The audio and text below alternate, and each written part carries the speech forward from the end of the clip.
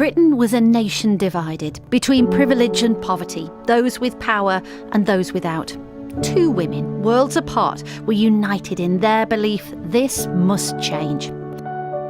Annie Helm was smart, educated, a Cheshire mill owner's daughter. She had the ear of men in power, yet had no power herself.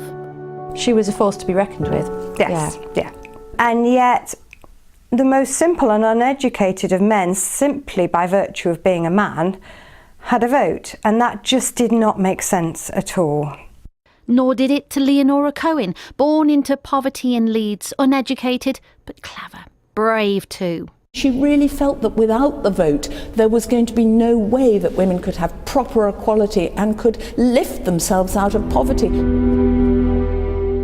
As promises are made and broken in Parliament, our women push on. Annie, with gentle persuasion, she sets up a local suffrage society to convince the establishment of what is right. But Leonora plots.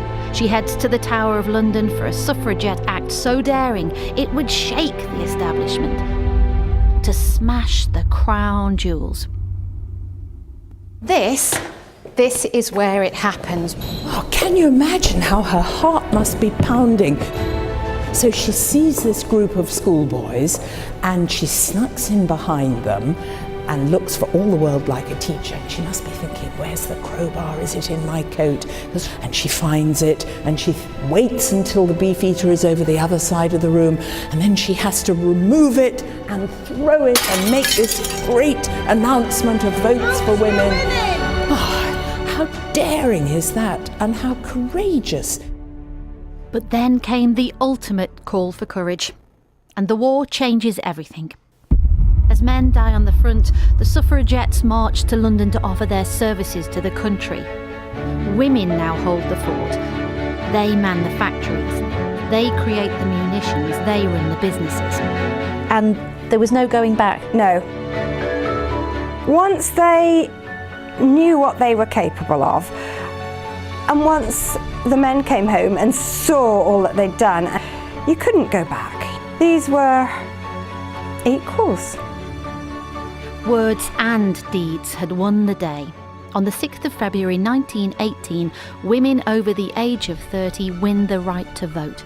But it would be another 10 years before they win the same voting rights as men. It was a fight for men to perceive that women were not prepared to be doormats any longer. Women were of equal value, and it's never been more important to show that today in this centenary.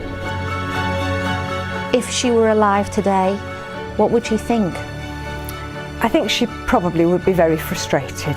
If she were here, she'd still be fighting. I hope so. And I'd be with her.